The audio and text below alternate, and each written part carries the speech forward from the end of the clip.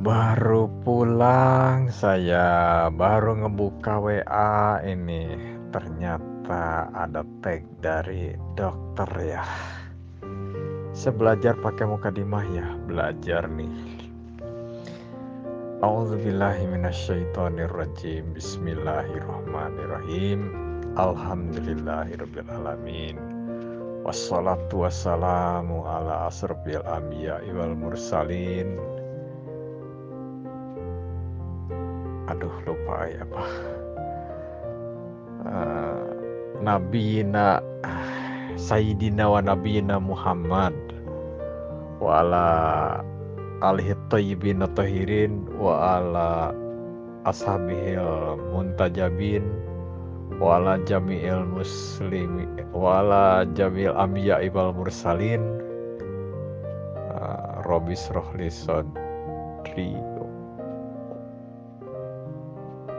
Rabbi shrah li sadri wa yassir li amri wahlul 'uqdatam min lisani yafqahu qawli. Rabbi zidni ilma warzuqni fahma. Kalau nggak salah gitu tuh, niru-niru nih ya. Saya banyak ini ya ucapan dari dokter, tapi yang paling saya ingin mengomentari ya biasanya saya ngomong panjang sih ya, memang sulit saya ngomong pendek ya karena ingin jelas gitu. Sebenarnya yang diulas sih pendek, cuman panjang ini, tetap aja panjang ini ya. Nah yang diulas itu kan siapa itu, Imam Syafi'i segala macam itu, kata beliau dokter ini masih ulil amri ya. Nah, kalau kita lihat dalam An-Nisa ayat 59 ya. A'udzubillahi minasyaitonirrajim.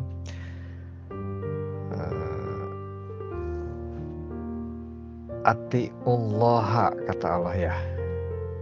Ya ayyuhalladzina amanu atiullaha wa atiur rasul wa atiur rasula wa ulil amri minkum ya. Nah di sini ada ulil amri ini nih ya disebut. Atiullaha wa atiur rasul ulil amri minkum. Fa in tanaza'tum fi syai'in farudduhu ilallahi wa rasuli.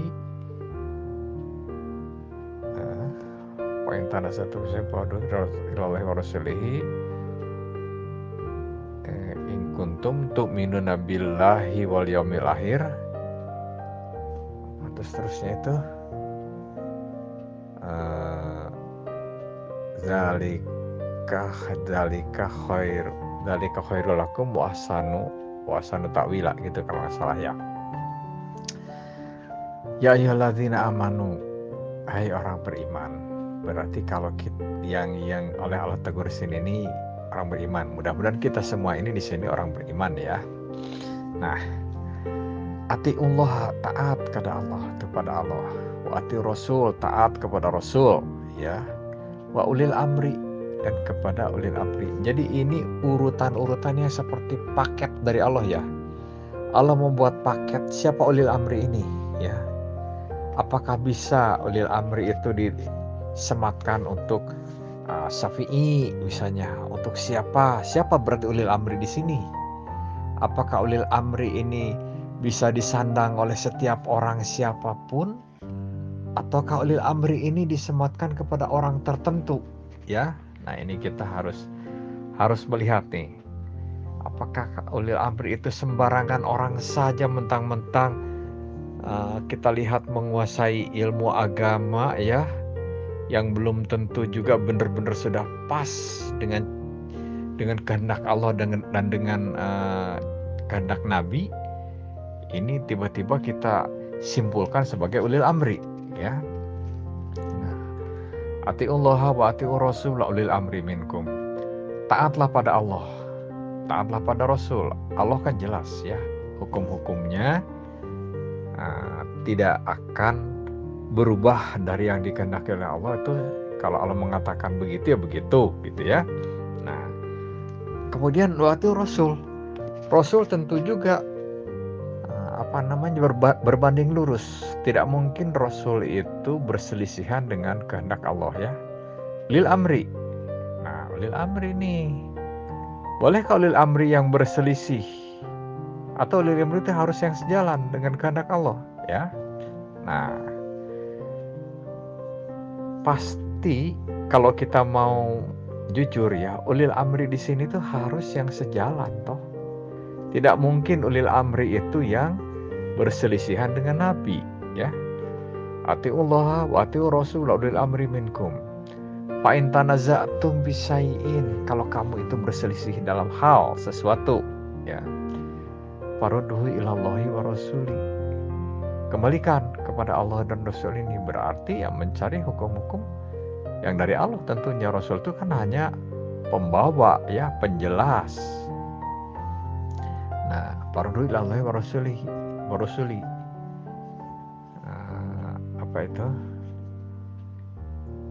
In kuntum tu'minuna billahi wal yawmil akhir, jika kamu itu percaya ataupun beriman kepada Allah dan juga hari akhirat. Dalikum atau dalika ya, dalikum khairul lakum, demikian itu bagus bagi kamu itu. Kalau kamu bisa berbuat begitu itu bagus ya.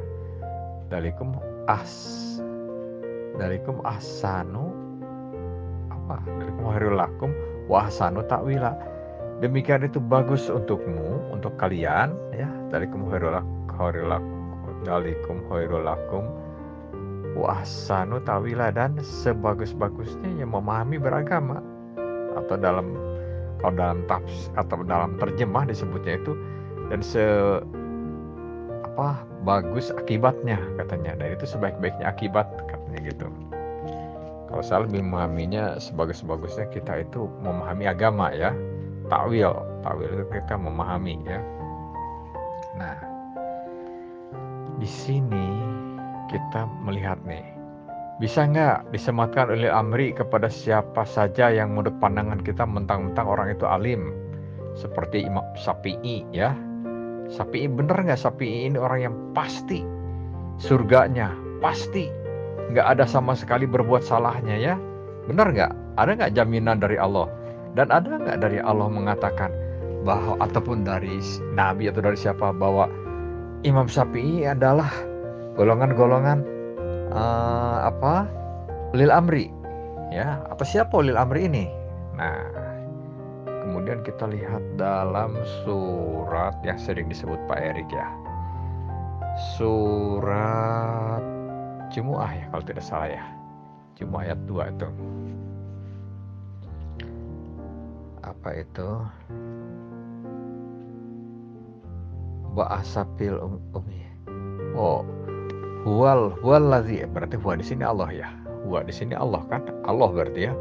Huwallazi ba'asapil ummiyina rasulam. Kalau Pak Erik sebut membangkitkan ya.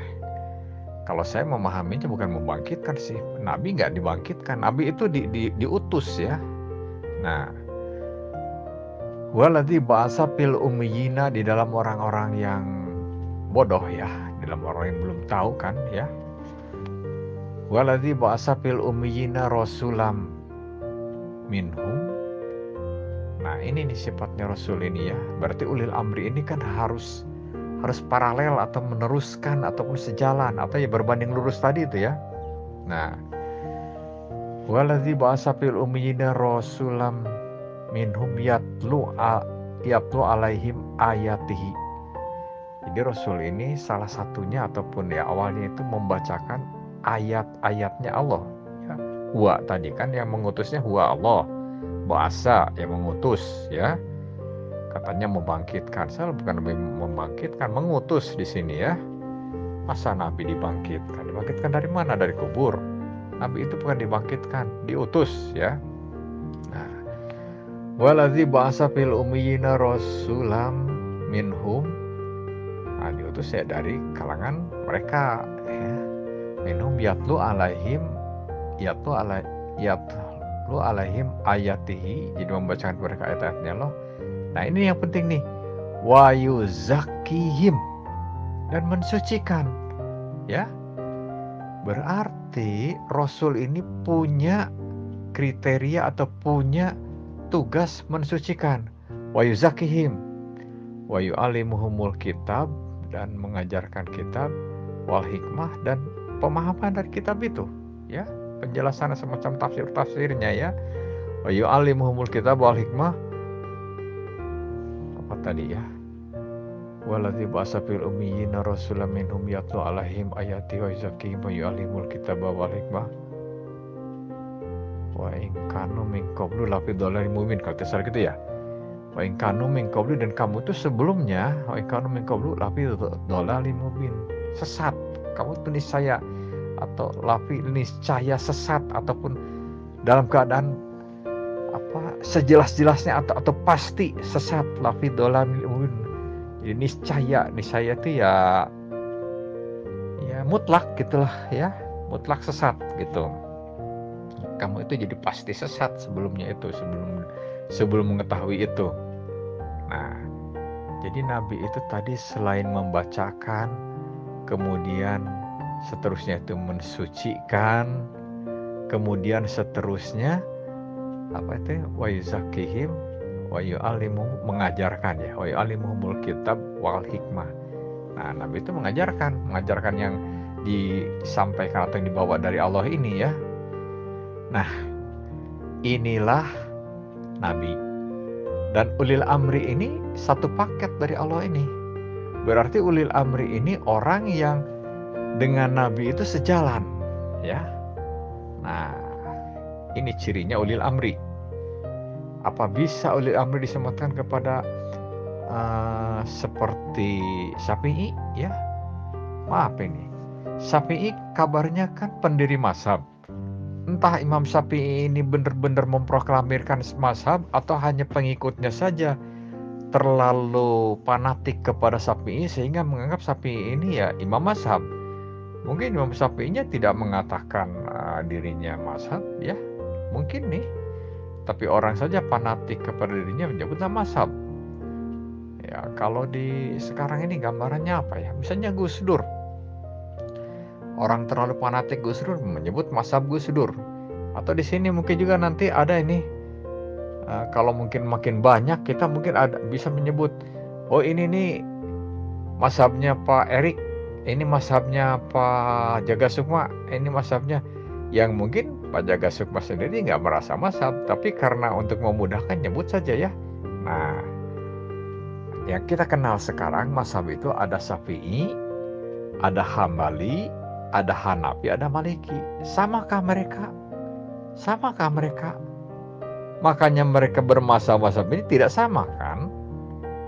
Kalau tidak sama ini, sucikah ataupun apa namanya,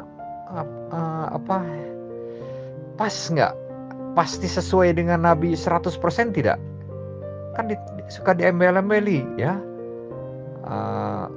Wallahu a'lam bishawab. Allah lebih tahu dengan yang lebih tepatnya, ya, atau yang sesungguhnya gitu. Yang menuntun itu memang yang melihat, yang alim, ya, bukan yang jahil, bukan yang buta, ya. Dan kealiman ulil amri itu derajatnya pakar, ahli, bukan lagi derajat tukang, ya. Untuk itulah dia diberikan kewenangan oleh Allah untuk memutuskan, memfatwakan, menetapkan hal-hal yang sifatnya tepat gitu loh. Jauh dari kekeliruan, itu harapannya seperti itu. Jadi itu dirumuskan melalui musyawarah mufakat. Jadi jangan dikira ulil amri itu buta. Wong pakar kok disebut buta. Kalau Anda mengatakan ulil amri itu buta sehingga tidak layak menuntun, ya mau siapa lagi yang disebut melihat itu, gitu. Untuk jadi pakar itu nggak odong-odong loh. Ini yang saya mau tekankan juga, ya, tentang itu disebutkan bahwa wanita identik dengan mencuci. Tunggu dulu, ya. Yang punya kewenangan, yang punya kewajiban untuk menafkahi lahir dan batin itu adalah laki-laki, adalah suami. Itu tidak ada yang mengatakan berikan air, berikan uang, berikan apa, enggak. Sandang pangan papan itu enggak dalam bentuk mentah ya. Itu dalam bentuk yang jadi. Tapi bahwa istri ataupun perempuan itu membantu suami atau apa ya, karena lebih banyak di rumah juga ya, itu adalah bukan kewajiban, tapi itu ranahnya sunnah yang hukumnya sunnah, bukan sunnah yang hukumnya wajib. Kewajiban tetap di pundak suami. Itu jika mengaku laki-laki. Makanya diberikan kekuatan fisik yang lebih daripada wanita.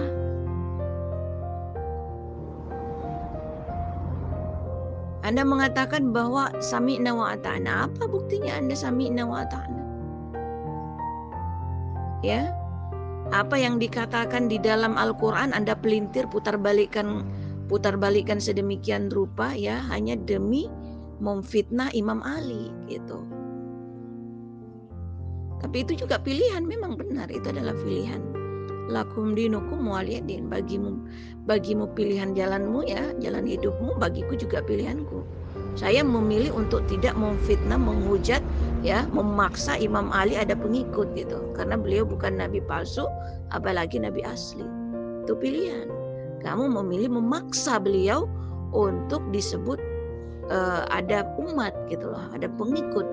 Seolah-olah pengikutnya Nabi, pengikutnya Rasul, bukan pengikut Ali. Bukan meneladani Imam Ali begitu. Ya silakan, itu juga pilihan. Ya. Tidak disediakan neraka jika manusia-manusia itu ya semuanya memilih untuk tidak melenceng gitu. Tidak memilih untuk memaksakan sikon yang ada. Imam Ali aja santai kok. Imam Ali tidak pernah membombardirkan dirinya bahwa dia punya pengikut. Lah kalian siapa? Kenapa suka ditambahi Allah bersama? Karena kita nggak yakin mereka ini pasti bener nggak. Nah, padahal ulil amri di sini satu paket dari Allah, harus orang yang yakin dengan Nabi ini, nggak perlu lagi pakai tambahan wallahu a'lam bishawab. Kita yakin bahwa ulil amri ini orang yang meneruskan tugas Nabi dan pas dengan cara Nabi. Dan Nabi ini wa yuzakihim, berarti mereka pun punya tugas yang sama, wa yuzakihim, membersihkan juga ya. Nah, Bu Dokter ini seorang perempuan ya. Tentu seorang perempuan sangat akrab biasanya mencuci ya. Bisa nggak mencuci? Kita misalnya mau mencuci piring atau mencuci pakaian. Terus kita mengambil dari air sungai yang keruh. Kita mau mencuci piring dengan air sungai yang keruh. Yakin nggak piring yang kita hasilkan dicuci ini bersih benar? Kita mau mencuci pakaian dengan melihat air yang berwarna nggak bersih. Kita cuci di situ, yakin nggak pakaian kita bersih itu? Kita yakin bisa bersih? Ya, tentu kita tidak yakin kan. Berarti yang bisa digunakan untuk mencuci pakaian dan piring tadi itu kita cari air yang bening, yang bersih, yang suci ya. Nah, kalau Allah mengatakan tugas dari Rasul itu wa yuzaki, mensucikan, bisa gak mensucikan ditugaskan oleh Allah ini kalau Nabi itu seorang Nabi yang tidak suci? Bisa gak penerus Nabi ulil amri ini ya, ulil amri itu dipilihkan yang tidak suci? Dan apakah yakin imam 4 mazhab ini tergolong orang yang suci? Siapa orang yang suci di sini? Ada nggak dalilnya yang mengatakan bahwa Imam Syafi'i ini orang suci? Ada nggak mengatakan dalilnya bahwa mazhab-mazhab termasuk Hambali, Hanafi dan semuanya mereka ini orang yang suci? Ya, sahabat Nabi juga nggak ada yang nggak tahu ya orang yang fanatik. Tapi kalau dalam dalil nggak menemukan kita bahwa sahabat itu orang yang suci. Dan ternyata sahabat ini terbukti pernah menyembah berhala dahulu kok. Orang suci ini dari awal nggak pernah terkontaminasi, harus selalu bersih, ya. Nah, itulah mengapa Syiah ini melihatnya, ataupun memang satu melihat, kedua memang ada rekomendasi dari Nabi, ya. Nabi mengatakan Man kuntu maulahu, degoderhum itu, man kuntu maulahu, pahada aliun, maulahu, barang siapa yang menganggapku ini pemimpin, orang yang dijadikan ikutan dalam mempelajari atau menuju mencari jalan Allah ini, maka ketahuilah, kata Nabi, ini Imam Ali ini pemimpin setelahku. Jadi inilah orang yang suci itu, ya. Dan banyak lagi Nabi mengatakan, ana madinatul ilmi, aku ini kota ilmu. Wa aliyun babuha, dan Ali itu pintunya. Ya. Ada lagi keterangan lain. Apa itu? Kok Ali bagaikan Harun di sisi Musa. Harun ini kan wakil yang diberi wasiat oleh Nabi. Nah, Imam Ali pun demikian. Jadi siapa ulil amri di sini? Bisakah kita sematkan kepada selain Imam Ali? Misalnya kepada Syafi'i, kepada yang lain. Syafi'i ini kita kategorikan masih bagian-bagian dari ulil amri, ya. Jadi kalau Syiah melihatnya ulil amri ini orang-orang yang sudah direkomendasikan oleh Nabi, ya. Nah, orang atau Nabi pun dalam kitabnya Nabiul Mawadah kan Nabi jelas menyebutkan bahwa wasi atau orang yang mendapat wasiat sesudahku itu berjumlah 12.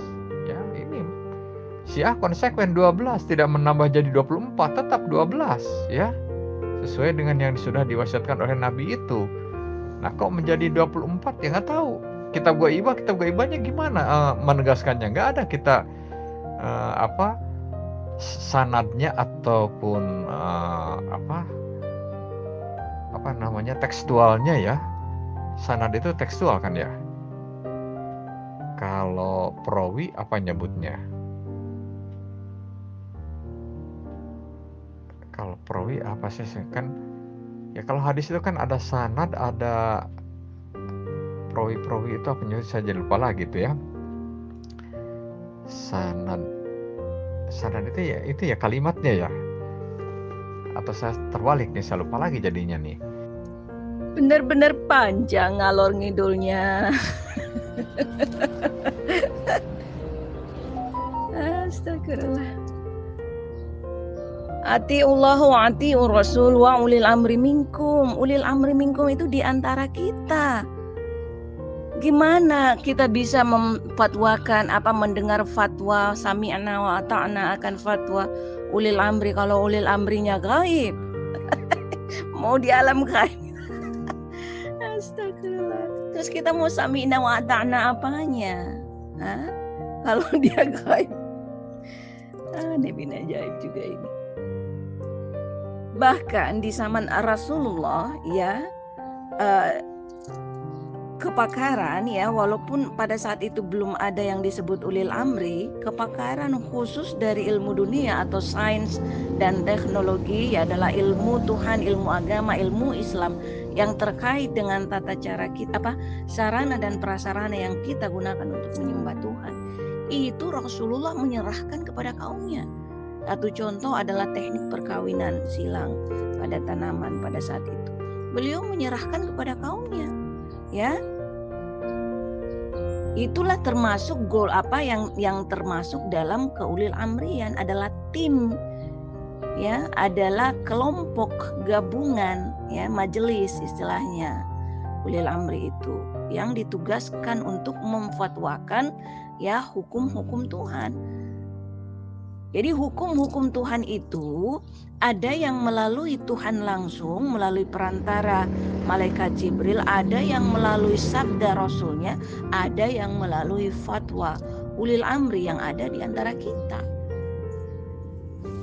Gitu. Jadi kalau ada hal yang pro kontra, ada hal yang masih bersifat abu-abu, masih bersifat subhat, ya, masih bersifat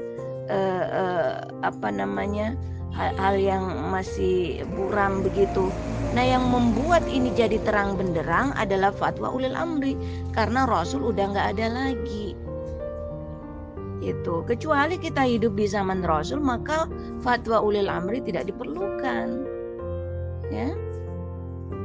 Tetapi cikal bakal ke ulil amrian udah ada di zaman Rasul, yaitu utamanya pakar-pakar ilmu dunia. Kalau kalau pakar ilmu akhirat kan cukup kepada Rasulnya, ya, bagaimana tata cara kita menyembah Tuhan, itu kan udah cukup dengan keberadaan Rasul.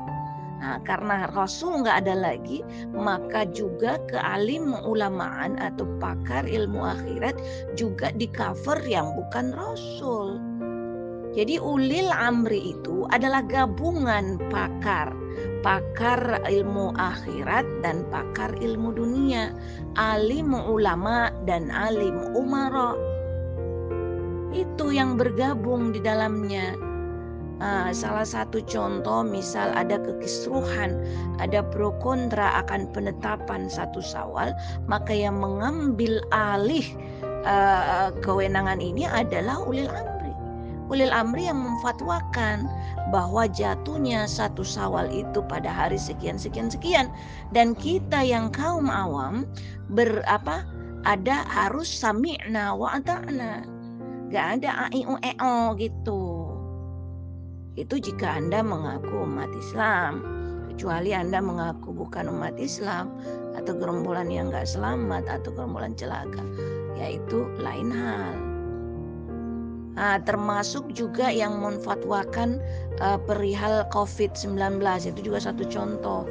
Ya, jangan imani mentah-mentah, taklid buta akan apa yang disebut informasi hoax dari kafir fasik WHO gitu. Terus tabayun, dan yang punya kewenangan untuk meng-cross check ini, check and recheck lagi-lagi adalah ulil amri. Ulil amri lah yang memfatwakan apakah benar COVID ini adalah penyakit, adalah diagnosis yang dinisbatkan kepada manusia begitu. Dan juga apakah setelah ditetapkan diagnosis, apakah benaran ini wabah, masih kategori wabah. Jadi ada epidemiolog yang bergabung di situ, ya. Ada dokter-dokter. Nah, itulah yang disebut ulil amri. Terus ada juga yang pakar Alkitab, kan Alkitab bernama Al-Quran, bergabung di situ. Pakar Weda, Tripitaka, panggilan Mahaguru, Cinghai, ya, versi wabah menurut panduan buku-buku itu apa. Di zaman Khalifah Umar bin Khattab pernah ada wabah begini-begini. Nah, itulah yang direview kembali, ya, flashback kepada zaman Khalifah, gimana tuh apa yang disebut wabah dan sikap kita menyikapi wabah seperti apa. Nah, itu juga yang beliau ijtihadkan. Beliau duduk bersama, bermusyawarah, mufakat, memfatwakan apa yang bermaslahat bagi umat, ya, menyelesaikan perselisihan dan pro kontra, kekisruhan ataupun huru hara yang ada begitu. Dan bahwa beliau-beliau ini syarat salah memang benar, tetapi karena bersifat tim atau kelompok, ya, bermusyawarah, mufakat, berijtihad, maka kekeliruan itu bisa diminimalkan daripada hanya keluar dari satu kepala. Jadi jikapun fatwa ulil amri ini adalah keliru, nggak tepat, itu beliau tidak dihukumi sebagai pendosa. Beliau tidak dihukumi dengan upah dosa atau upah maut, tetapi beliau diberikan, diupahi upah pahala atau upah kudus. Itu nilainya berkurang aja, dari 2 jadi 1, bukannya digolongkan pendosa ataupun disematkan kesesatan kepadanya, atau beliau itu musyrik atau apa dan sebagainya, kafir, enggak. Karena bahkan Rasul itu juga keliru, hanya kekeliruan beliau itu langsung dikoreksi langsung oleh Allah gitu. Beda dengan manusia yang bukan Rasul. Itu kekeliruannya itu ya dikoreksi oleh sesamanya kita sendiri, ya, ataupun oleh diri kita sendiri gitu. Dan bahwa itu tingkat kesucian semua muslim, Pak, ya. Semua muslim ruhnya pasti suci, jasadnya pasti mulia. Bahwa tingkat kesuciannya sebagaimana emas, ya, bertingkat-tingkat karatnya. Ada 22, ada 23, ada 24 karat. Itu kan tingkat kualitasnya. Tetapi bahwa itu emas, ya tetap emas, bukan perak, bukan perunggu, apalagi besi. Itu. Jadi sama-sama suci, walaupun kesuciannya memang berderajat, bertingkat-tingkat, dan itu juga kehendak Tuhan. Ya. Jadi bukan di situ. Jadi nggak ada istilah Muslim itu ruhnya najis, nggak ada. Jadi kalau Anda mengatakan Imam Syafi'i ya dan siapa itu adalah kafir, ruhnya nggak suci, jasadnya nggak mulia, berarti Anda memvonis beliau itu adalah kafir. Ruhnya najis, jasadnya hina dina. Ya, yang tidak layak dibandingkan bahkan dengan binatang sekalipun. Gitu. Binatang juga suci loh. Ya. Ruhnya suci, jasadnya mulia. Apakah binatang layak disebut ulil amri? Malaikat juga demikian, ruhnya suci. Ya. Malaikat malah lebih ini daripada yang namanya rasul jenis manusia. Malaikat nggak pernah keliru. Kalau rasul keliru. Apakah itu menafikan kesucian malaikat? Enggak. Yang bu Anda memaksa Imam Ali itu punya pengikut, punya umat. Lawang Imam Ali itu bukan nabi kok. Nabi palsu aja nggak layak, apalagi nabi asli. Nabi aja ada yang nggak ada pengikutnya. Lah Imam Ali kalian paksa ada pengikutnya. Imam Ali itu justru mengikuti Rasul, mengikuti Nabi. Jadi kalau Anda mengatakan meneladani Imam Ali, maka Anda itu berarti pengikutnya Rasul, pengikutnya Nabi. Karena apa yang diamalkan oleh Imam Ali tidak ada yang bertolak belakang dengan yang diteladankan oleh Rasulnya, Nabinya. Nah, yang saya tahu nggak ada tuh ya yang menegaskan bahwa atau di sini belum pernah saya mendengar ada yang menegaskan 24. Ya Al-Yamani yang menegaskan 24 itu pun tidak dijelaskan detail gitu ya. Cuman katanya kitab Al-Ghaibah saja gitu. Nah, cuman ditambah lagi nama bapaknya seperti nama bapakku gitu kan? Ya. Yang saya tahu Nabi dalam kitab ya Nabiul Ma'badah itu menjelaskan ya 12. Bahkan Nabi di situ menyebutkan pertama Imam Ali, kedua anaknya Imam Ali yaitu Imam Husain, Imam Hasan dulu ya, Imam Hasan. Kemudian adiknya dari Imam Hasan yaitu Imam Husain. Seterusnya anaknya Imam Husain yaitu Imam Ali Zainal Abidin. Nah, anaknya dari Imam Ali Zainal Abidin ini adalah Imam Muhammad Al-Baqir. Anak dari Imam Muhammad Al-Baqir, Imam Ja'far As-Shadiq. Anak Imam Ja'far As-Shadiq adalah Imam Musa Al-Kazim. Anak dari Imam Musa Al-Kazim, Imam Ali Ar-Ridho. Anak Imam Ali Ar-Ridho adalah Imam Muhammad Al-Jawad. Anak dari Imam Muhammad Al-Jawad ini Imam Ali Al-Hadi. Anak dari Imam Ali Al-Hadi ini Imam Hasan Al-Askari. Anak dari Imam Hasan Al-Askari yaitu Imam Muhammad Al-Mahdi. Itu yang menjadi Imam Mahdi, dan yang tinggal satu-satunya sekarang Imam Mahdi ini cuman goib. Goib itu kita tidak tahu ya di mana beliau ini ya. Contoh ataupun kalau menggambarkan goib itu seperti pernah kita dengarkan dalam surat Al-Kahfi itu bagaimana pemuda-pemuda yang Iskandar raja Iskandarius saja lupa lagi ya itu yang pemuda-pemuda itu kan katanya pemuda itu pergi daripada raja itu sehingga dia sampai ada yang menunjukkan pergi ke dalam gua, tidur dia di sana. Nah, setelah bangun dia saling bertanya kan, dia merasa berapa lama kita tidur? Paling setengah hari. Ada yang ngomong 1 hari, paling setengah hari. Antara itulah mereka bergumam di antara mereka itu, lapar gitu kata mereka. Kamu kan masih pegang uang, udah turunlah, kamu yang turun, kamu kan mungkin dianggap paling paling cekatan lah di antara mereka itu. Kamu kayaknya cocok tuh turun tuh, kamu paling lincah gitulah. Hati-hati ya, jangan sampai ketahuan raja, karena kan waktu pergi itu dia menghindari raja yang dolim ya. Nah, jangan ketahuan raja ya.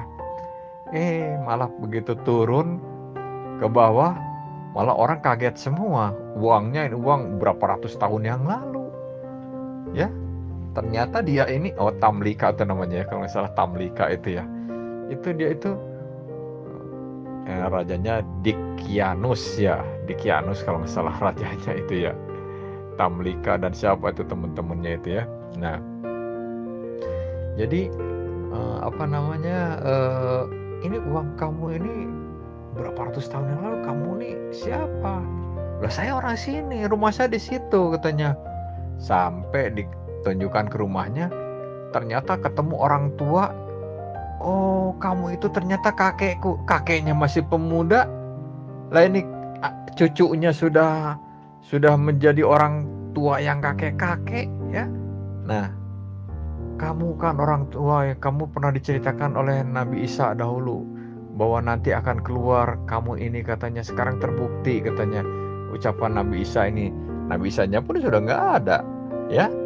Nah, jadi orang pemuda ini ternyata hidup sekitar 309 tahun ya, 310 tahun di situ di dalam gua itu. Nah, ini ya akhirnya ya entah bermacam-macam cerita, katanya mereka balik lagi kepada dalam gua itu, dan akhirnya ditutup guanya katanya ya. Akhirnya tidak ketemu oleh semua orang. Beliau memang meminta supaya meninggal saat itu juga katanya pemuda itu ya. Akhirnya ditutup dan meninggal lah.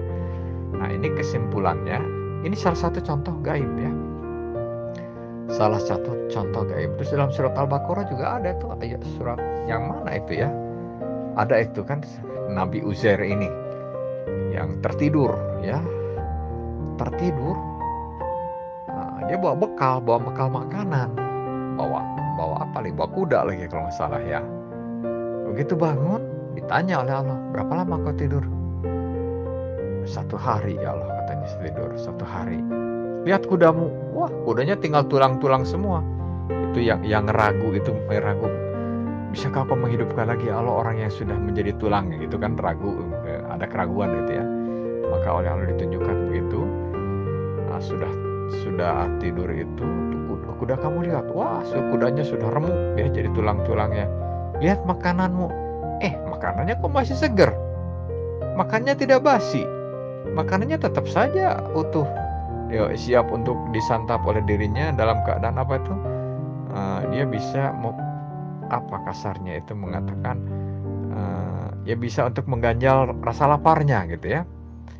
Nah, terus kata Allah, lihat katanya kudanya, tiba-tiba kuda itu tumbuh dagingnya segala macam, bugar lagi kudanya itu, hidup lagi. Nah, akhirnya dia, oh ya Allah, saya percaya bahwa kau bisa menumbuhkan lagi manusia yang sudah menjadi tulang belulang di kubur ini untuk hidup lagi, kita dibangkitkan lagi. Nah, karena dia menyaksikan sendiri kudanya yang sudah berbentuk tulang itu tiba-tiba tumbuh dagingnya dan ya hidup lagi kudanya itu dengan izin Allah ya, dalam pandangan mata Nabi Uzair ini. Dan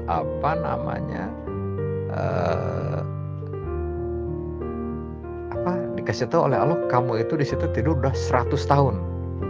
Nah, ini gambarannya ya, orang gaib ini, digaibkan oleh Allah ini. Nabi Uzair ini 100 tahun, rasanya 1 hari. Tamlika tadi pun 309 tahun, mereka bangun merasa baru sekian hari. Nah, kalau Imam Mahdi ini digaibkan oleh Allah, bisa saja seperti mirip itu ya, tidur ribuan tahun ya seperti sebentar. Atau mungkin juga Imam Mahdi ini berkeliaran bersama kita saja yang tidak mengenal. Mungkin Imam Mahdi ini bisa berseliweran, bisa bersimpangan di depan kita, cuman kitanya tidak tahu. Cuman karena Imam Mahdi ini, ya itu tadi ya, Imam Mahdi ini kan salah satu bagian dari 12 imam ataupun 12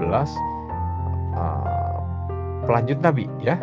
Nah, jadi yang dimaksud ulil amri ini kalau si memahami yaitu mereka ya, bukan orang yang biasa, orang biasa bukan, tapi orang yang disucikan. Kalau dalam Al-Ahzab ayat 33 itu ayat awalnya Al-Ahzab 33 itu kan menegur kepada istri Nabi itu, waqorna fi buyutikunna, diamlah di dalam rumah ya. Waqorna fi buyutikunna, kunna bukan kum, berarti perempuan yang ditegur di situ ya. Apalagi disuruh itu wala tabaroj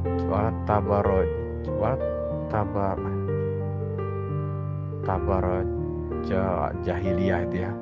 Wala tabarojna apa? Kan jangan berhias seperti berhiasnya zaman jahiliyah. Wala tabaroju ya, wala tabaroju.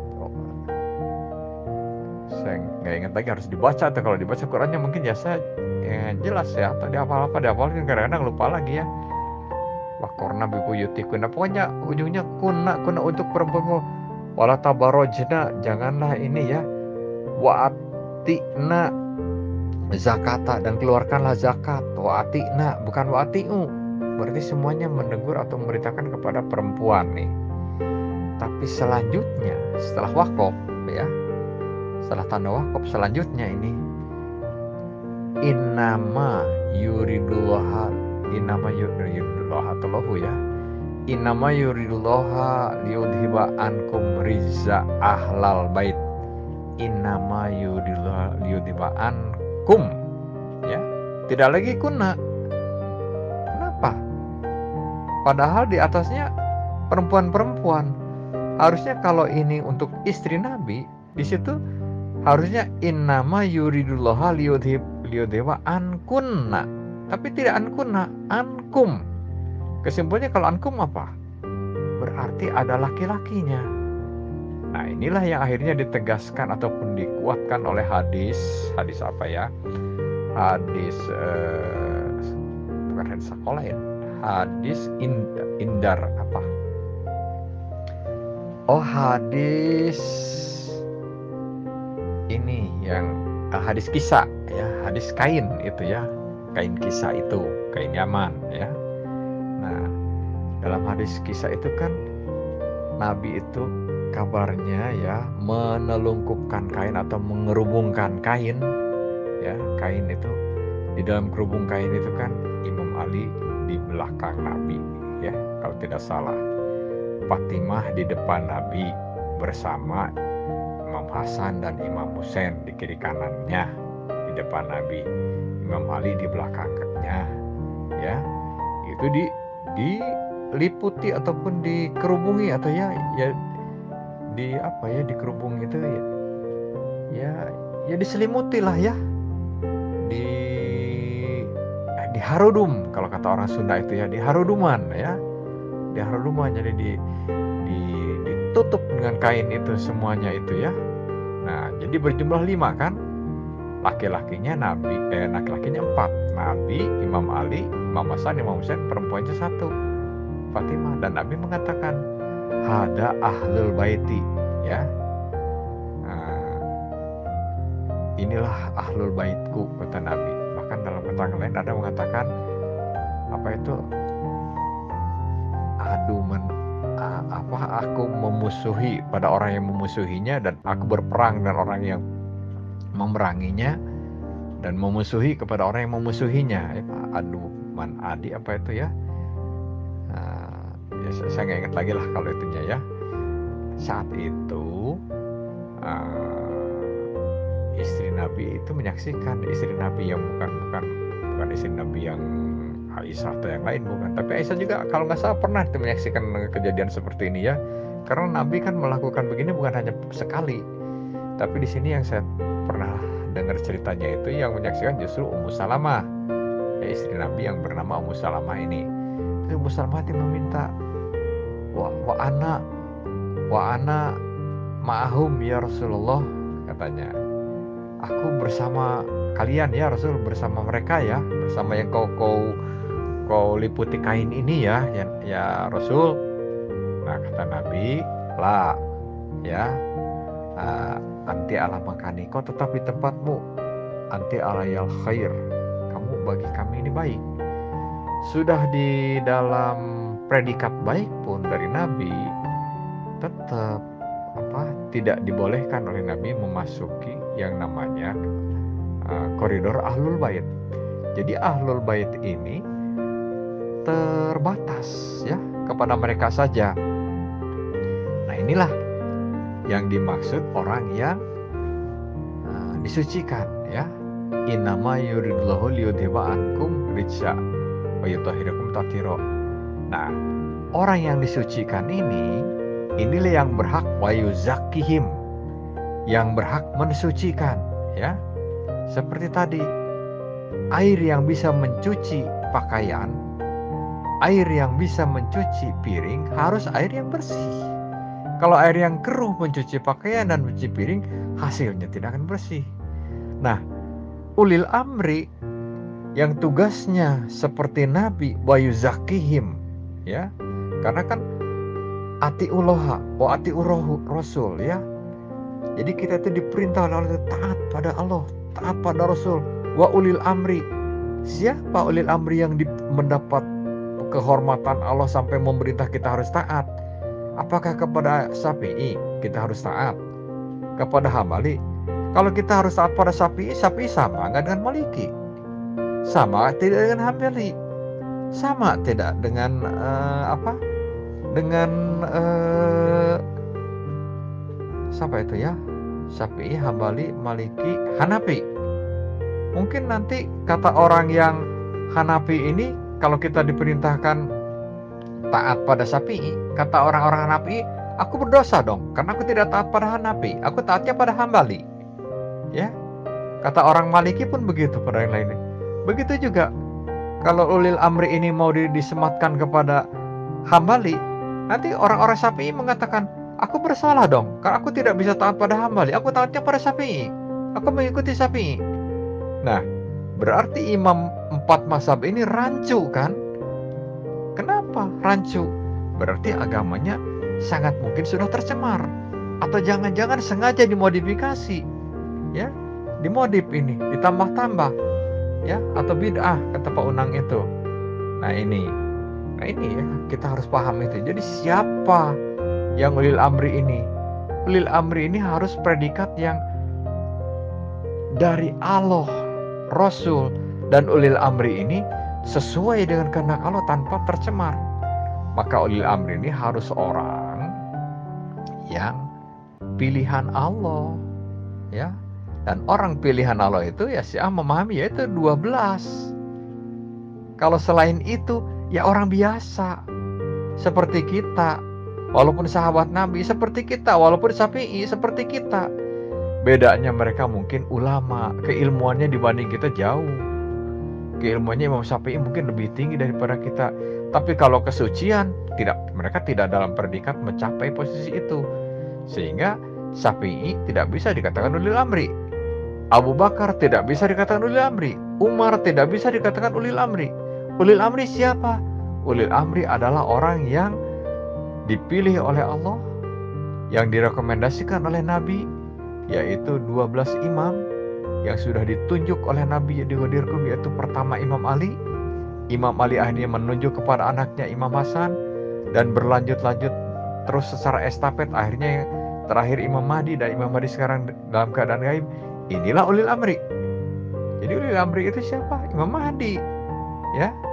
Ini pemahamannya kalau dalam Syiah yang saya ingin mengomentari ucapan dokter ini untuk memahami ulil amri, ya. Tapi kalau dokter berprinsip tetap ulil amri itu Syafi'i, ya silahkan. Tugas saya cuma menjelaskan, ya.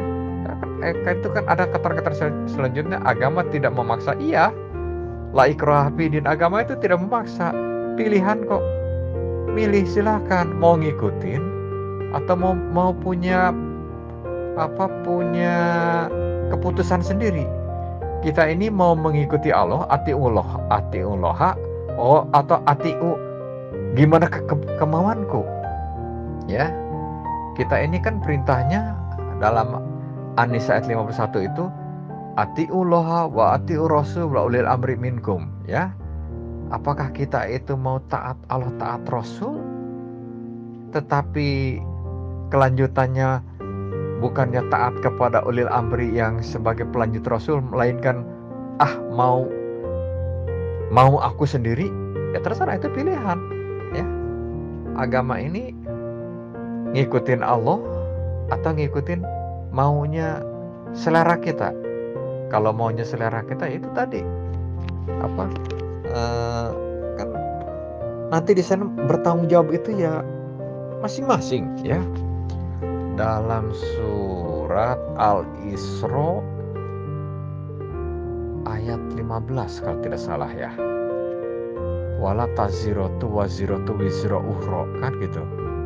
Wala taziratu waziratu wizra ukhra. Tidak akan memikul orang beban yang lain.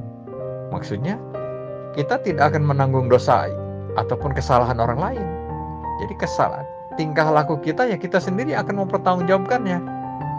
Kita tidak akan memikul perilaku yang lain. Perilaku kita yang perilaku termasuk pilihan. Ya silahkan memilih yang mana, memilih ngikuti, memilih menyelisihi. Kalau memilih menyelisihi, ya wala taziratu waziratu wizra ukhra. Tanggung jawab sendiri. Tidak akan misalnya dosa saya, kemudian ibu dokter misalnya, ini pikul dosa saya, nggak mungkin, nggak bisa, ya. Dosa saya yang akan mempertanggungjawabkannya di sisi Allah itu. Nanti saya yang akan didakwa. Kenapa saya berbuat dosa? Saya yang akan menghadapi dakwaan, menghadapi hisaban, menghadapi hitungan bahwa saya ini kok berbuat dosa, gitu ya. Nah, ya makanya kalau bisa kita tobati, ya. Kita segera berusaha membersihkan diri, yaitu membersihkan diri tuntunannya harus orang yang bersih juga. Kalau orang yang nggak suci, ya, nah di menuntun, yaitu buktinya seperti Imam Hambali, Syafi'i, Hanafi itu, kalau mereka orang suci, mereka tidak akan berbeda-beda, ya. Nah, contohnya gini, ya. Air dari sumber mata air itu bening, kan, ya. Kemudian diolah. Nah, diolah, disimpan dalam wadah yang bening juga, misalnya botol aqua. Botolnya bening. Maka airnya yang dimasukkan ke situ air bening. Maka air itu tetap bening, kan? Ya. Nah, kemudian air itu pada saat kita minum pun ya terasa air itu jernih, air yang bening, begitu, air yang murni, gitu. Nah, kalau sudah berubah menjadi Coca-Cola, menjadi ale-ale, apalagi kalau sudah air yang berbau nggak enak lah, ya, air comberan misalnya, air apa, air yang sudah tercemar zat-zat yang nggak sehat misalnya, itu lebih lagi bukan murni lagi, ya. Nah, jadi yang bertugas ataupun yang menjaga agama Allah ini kan agama suci. Allah itu maha suci, ya. Nah, agama suci ini akan dibawa ataupun disimpan pada wadah atau pada orang yang suci. Dan orang yang suci ini yang seterusnya tugasnya mensucikan lagi pada kita nih, harus orang-orang yang seperti orang suci, seperti Nabi ini juga orang suci. Kalau orang suci itu kita sematkan kepada Imam Syafi'i tadi, ya, sebagai sebagai ulil amri tadi, nyebutnya ulil amri, benar nggak? Bisa nggak kita pertanggungjawabkan bahwa Imam Syafi'i ini ulil amri? Kalau Imam Syafi'i ulil amri, maka ya itu tadi, harus tetap seperti dari Allah, bening. Kenapa? Kalau bening mereka beragam, ya.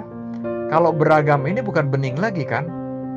Coca-Cola, ale-ale, ya, apalagi misalnya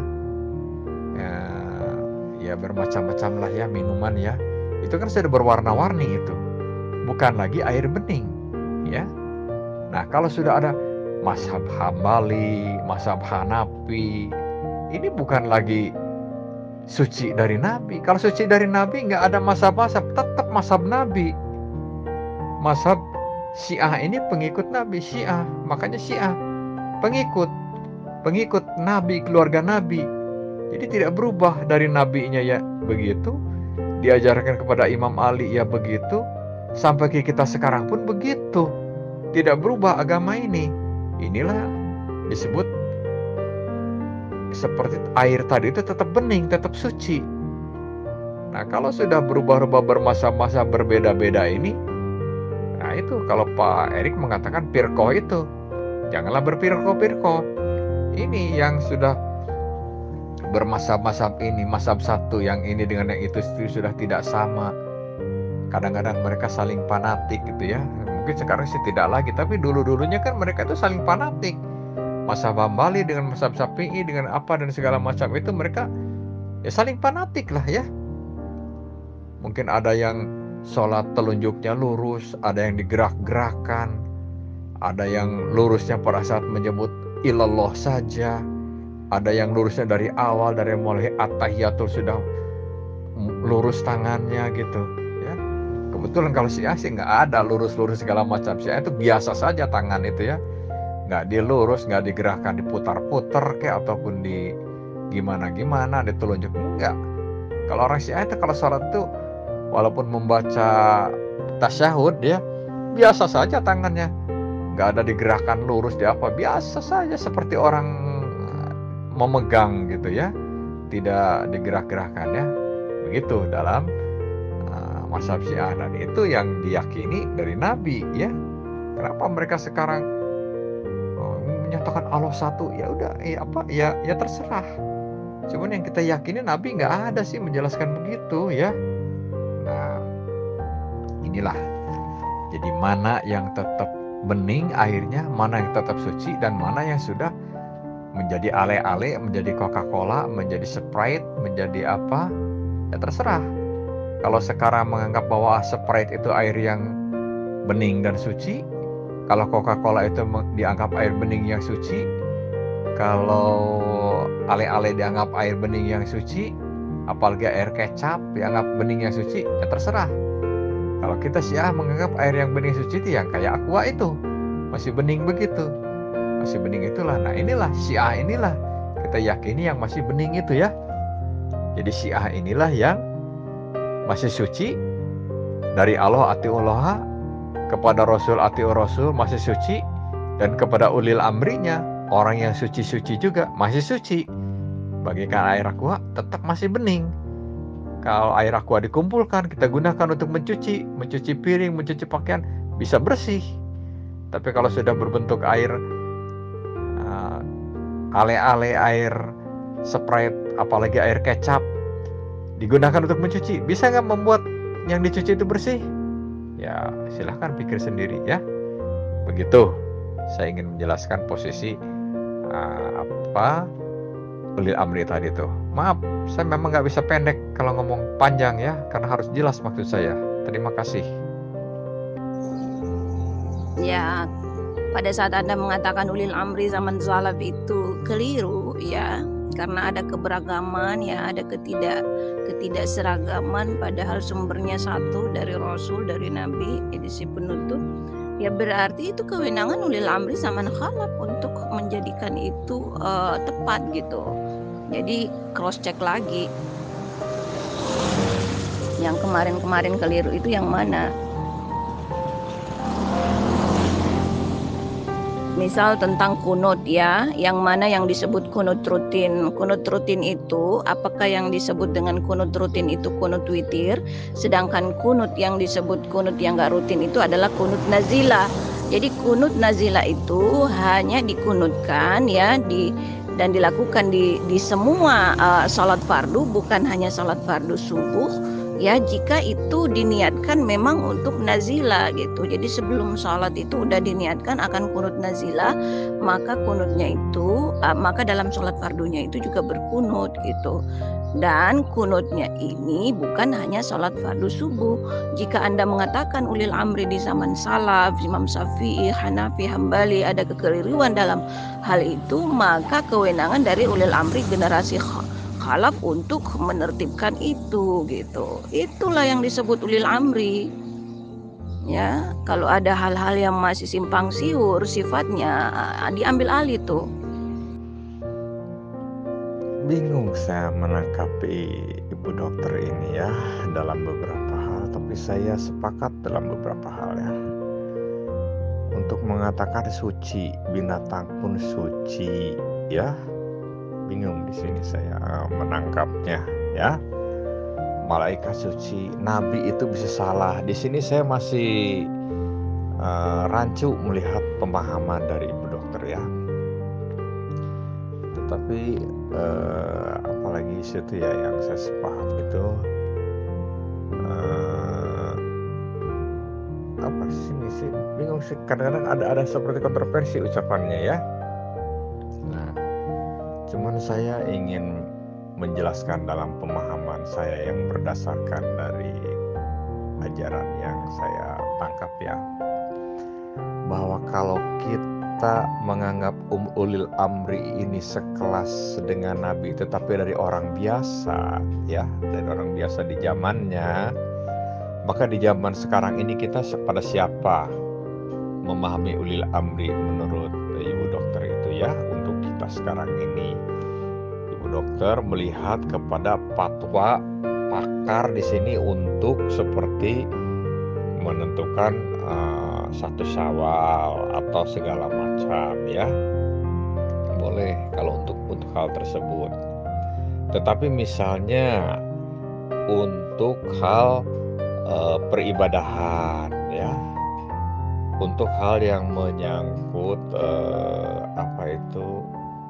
legalisasi kita kepada Allah yang benar itu bagaimana.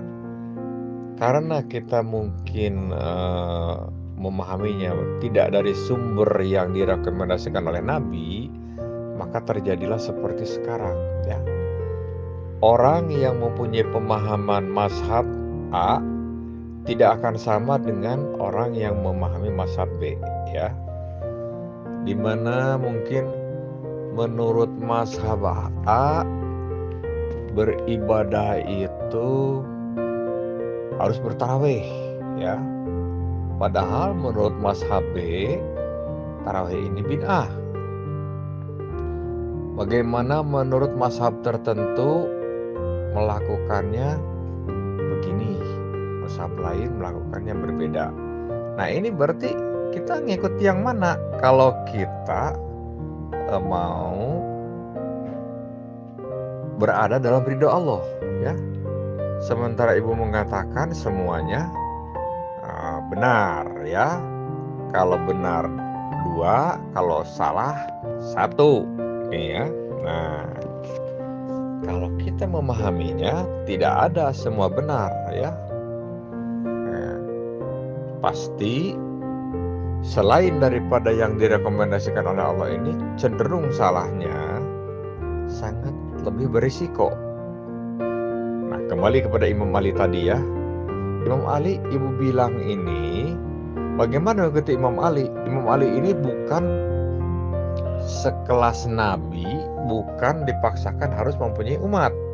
Demikian ya. Nah, oke.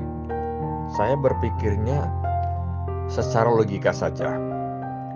Kalau rangkaian kereta api ya Bu ya. Kereta api itu lokomotif. Kemudian lokomotif itu digandengkan dengan gerbong. Gerbong pertama, kedua sampai gerbong ke-8 misalnya gitu ya. Itu gerbong tersebut itu apakah dalam rel yang sama atau berbeda-beda ya? Apakah lokomotif yang menarik itu misalnya gerbong yang pertama ini ditarik ke Bekasi, gerbong yang kedua ditarik ke Cianjur, gerbong yang ketiga ditarik kemana? Tidak kan? Kalau kereta api tersebut menuju ke Jakarta, maka semua gerbong itu akan satu rangkaian ke Jakarta semua. Demikianlah saya memahaminya dalam agama ini ya. Cuman tentu gerbong itu harusnya terkait ya. Nah, jadi bagi saya Imam Ali ini terkait dengan Nabi, dan seluruh imam-imam berikutnya ini terkait dengan Nabi. Maka mereka semua bukan kita dudukan sebagai Nabi, tapi mereka adalah orang yang terkait dengan Nabi, yang kita jamin terkaitnya. Jadi tidak mungkin mereka itu melenceng. Maka kita mengikuti mereka itu bagaikan kita ini berada dalam gerbong yang terkait juga.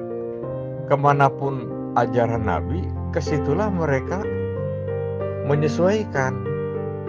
Nah, mereka terjamin.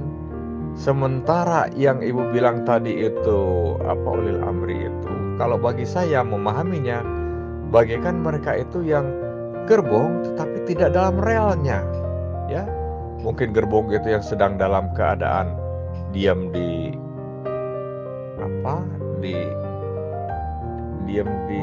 stasiun tertentu, atau gerbong yang terkait dengan lokomotif yang lain. Dan kita maksudnya dengan lokomotif Nabi Muhammad ya. Kalau terkait dengan lokomotif yang lain ya, inilah ada tidak satu arah, mungkin punya kepentingan ya. Nah, apa ayat yang lain itu? Fas'alu ahli dzikri in kuntum la ta'lamun ya. Kemudian ada lagi yang kita dengar yang semalam itu ya, wa in tanaza'tum fi syai'in farudduhu ilallahi wa rasulihi. Nah, kita kembalikan kepada Allah dan Rasulnya ini ya. Nah, kembalikan kepada Allah dan Rasulnya ini, maka untuk mengembalikan kepada Allah dan Rasulnya ini harus yang oleh Allah direkomendasikan, atau yang terkait ke gerbong itu tadi. Jangan orang yang mengklaim diri sayalah yang layak ya. Maka kalau kita mengikuti yang mengklaim dirinya sayalah yang layak, jaminan bahwa dianya itu satu rel dengan Nabi ini tanda tanya. Sedangkan kalau yang direkomendasikan oleh Allah, tentulah jaminan bahwa dirinya ini keilmuannya, kelurusannya satu rel dengan Nabi, dalam arti tidak akan menyimpangnya, ini sudah ada jaminan ya. Di mana surat Al-Ahzab ayat 33 itu mengatakan innama yuridullaha liyudhiba ankum, sesungguhnya menghendaki Allah ya, liyudhiba menghilangkan, ankum dari kalian ahlul bait rizza ya. Nah, rizz di sini hal-hal yang kecenderungannya kita ini menyimpang kepada Allah, kecenderungannya kita berdosa. Nah, ini sudah dihilangkan oleh Allah. Berarti Allah yang menjamin ya. Nah, innama yuridullah liyudhiba rizza ankum ahlul bait wa yutahhirakum tathira. Nah, inilah ya. Jadi ini bukti recommended dari Allah ya. Berarti mereka ini sangat legitimate karena sudah ada rekomendasi ya. Ibu dokter sendiri kan paham ya, tadi berbicara masalah apalagi itu ilmu-ilmu kedokteran ya. Ada istilah epiologi tadi nyebutnya itu ya. Nah, dalam ilmu kedokteran sendiri ya, misalnya orang yang berhak memberikan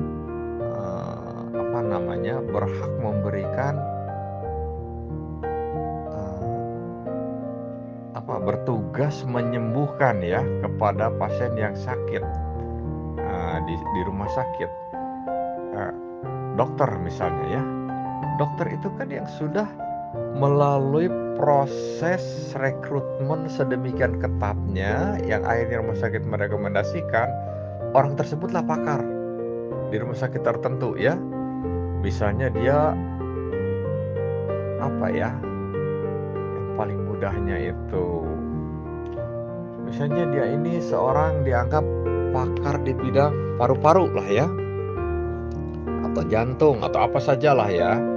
Nah, di rumah sakit tertentu itu kan ada dokternya siapa, tertulis di situ, terpampang di pintunya kadang-kadang ya, bagian kapan, ada jadwal-jadwalnya kadang-kadang ya. Nah, ini semua tidak bisa kan digantikan oleh sembarang yang lain. Walaupun dokter itu misalnya seorang ahli yang sangat ahli, andai kata tiba-tiba diganti dan berisiko, rumah sakit kan akhirnya lepas diri. Bukan dia kan yang saya tunjuk, dia yang saya rekomendasikan.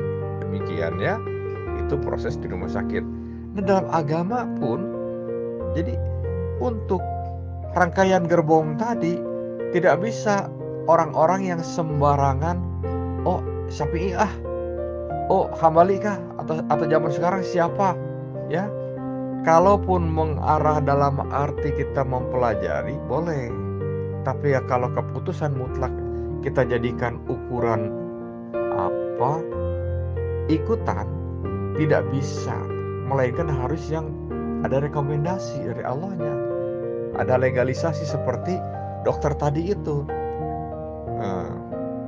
Misalnya di rumah sakit nih ya, orang paru-paru itu ke bagian paru-paru ya, apa nyebutnya itu ya, bagian itu dokter lebih tahu lah, apa saya itu nggak ngerti apa istilah urologi apa ke situ atau bukan tuh ya.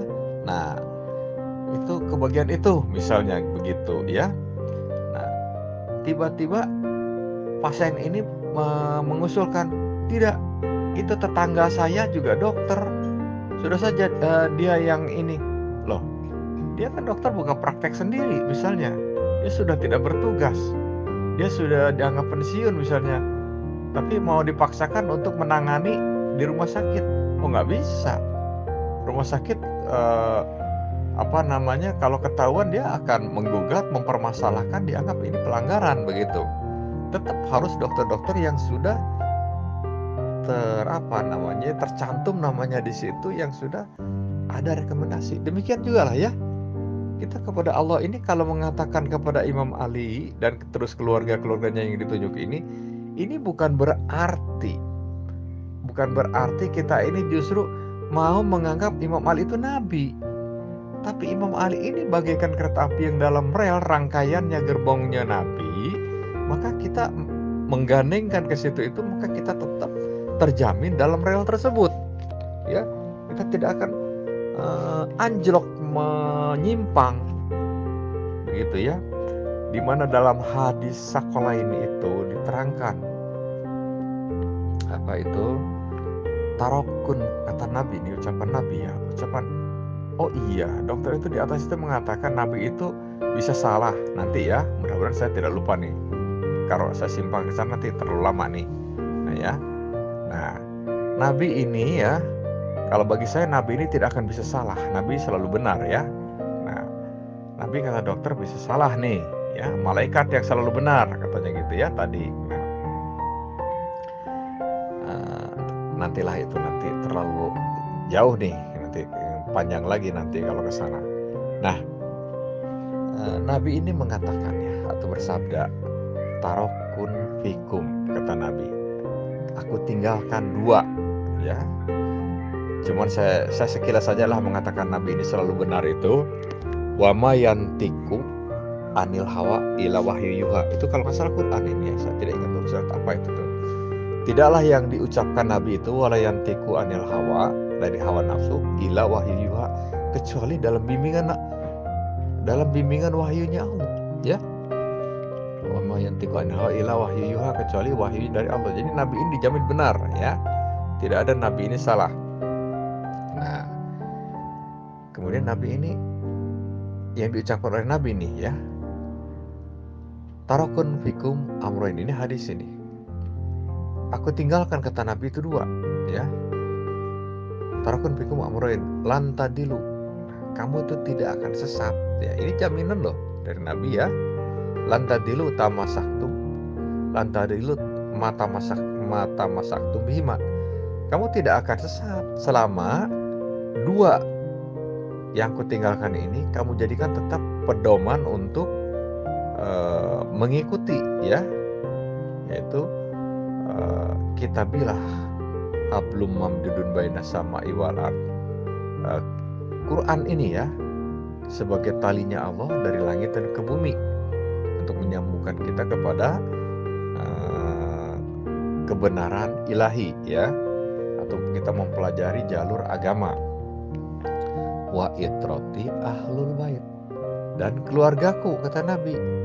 Itroh ahlul bait, ya. Di sini ada penjelasan lebih lain, atau ibina atau hirin. Jadi keluarga tadi itu yang baik dan yang suci, ya. Nah itu kembalinya kepada al-azab tadi, itu yang baik yang suci itu yang oleh Allah itu dikatakan yuridullah liyudhiba, ya, Allah itu menghendaki menghilangkan liyudhiba ankum dari kalian itu rijs, ya. Kalau yang tidak dihilangkan rijsnya tadi, ini tidak dalam koridor atau ibina atau hirin. Mereka itu baik dan suci, walaupun baik tapi kesuciannya, nah, dokter mengatakan kesucian itu semua oke, kesucian itu semua, dan dokter sendiri mengatakan ada karatnya. Maka kita harus mengikuti mana yang karatnya murni, kan? Masa yang karatnya meragukan ataupun berisiko kita ikuti? Maka ya seperti sekarang, mazhab-mazhablah agama ini. Maka untuk menghindari agama ini jangan mazhab-mazhab, tetap mazhabnya Nabi. Maka yang harus kita ikuti yang benar-benar relnya itu dalam jalur Nabi. Kalau mazhab-mazhabnya berisiko tadi, maka kita melenceng dari relnya Nabi, ya. Kembali lagi pada hadis ini, wa itrati ahlul bait. Jadi dua, ya, kitab dan itrah ataupun keturunan Nabi yang yang terpilih, ya, atau ibn atau hirin, ya. Nah, wa itrati ahlul bait, keluargaku, ya. Kata Nabi, annahuma, sesungguhnya keduanya antara Quran dan itrah tadi itu lan yatafaraqo, tidak akan berpisah. Mereka tidak bisa dipisahkan satu paket, ya. Annahuma la yatafaraqo hatta yarida alayal haud, sehingga bertemu denganku, kata Nabi, ya. Hatta yarida alayal haud, sehingga bertemu denganku haud, di haud. Kita pahami haud itu telaga haud, yaitu tempatnya di akhirat nanti, di saat manusia katanya lari ke sana sini, akhirnya larinya kepada Nabi, ya. Diceritakan itu kan di padang mahsyar itu, ya, orang bingung semua, lari ke sana sini, lari ke Nabi Adam di dalam hadis Bukhari kalau nggak saya, lari kepada Nabi Nuh, kepada nabi-nabi yang lain, Nabi Musa sampai ke Nabi Isa, semuanya mengarahkannya ujungnya kepada Nabi Muhammad saja. Mereka semua tidak sanggup dimintai semacam memberikan solusi. Nabi Muhammad lah yang akhirnya bersujud kepada Allah, dan Allah akhirnya mengabulkan, angkatlah kepalamu, apa yang akan kau inginkan? Umatku, ya Allah, kata Nabi Muhammad, umatku, katanya. Karena kita saat itu kan diliputi ataupun dikepung oleh api kemana-mana pun saat itu, ya.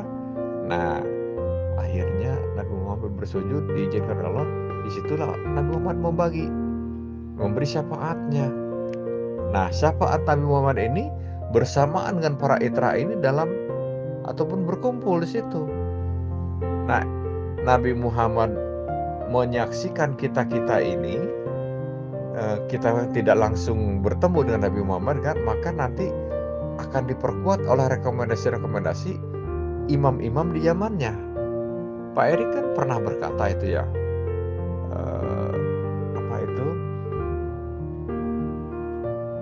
yang istilah talzamul jama'atal muslimina wa imamahum. Nah, jadi jamaah orang Islam ini, atau Pak itu pernah mengatakan juga itu, Pak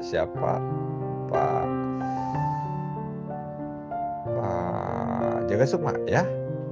Jadi man mata laisa fi unukihi bai'atan imamahum, kalau nggak salah, ya. pamata jahiliyah. Barang siapa yang mati tidak ada dalam lehernya ini ikatan baiat kepada imamnya, maka pamata maitatan jahiliyah, maka matinya ini mati jahiliyah. Nah, kita ini kan kita ini harus terkait dengan imam kita. Nah, imam kita ini adalah yang legitimasinya tadi itu yang direkomendasikan oleh Allah. Yaitu kalau sesudah Nabi ini Imam Ali, tidak ada yang lain-lain ya. Justru kalau yang lain ini bukan dalam realnya Nabi nanti ya. Imam Ali, setelah Imam Ali kepada anaknya itu sesuai dengan zamannya. Karena kan yang berikutnya ini tidak akan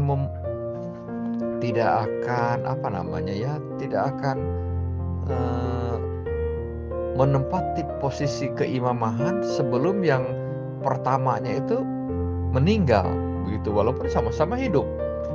Seperti Nabi dan Imam Ali sama-sama hidup saat itu, ya Nabi yang sebagai tempat rujukan ya. Imam Ali sendiri mengikuti kepada Nabi. Ya, Nabinya wafat, maka Imam Ali lah yang menggantikan. Jadi yang menjadi lokomotif berikutnya, seandainya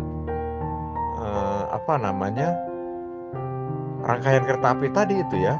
Cuman kalau dalam keimamahan ini, dalam agama ini,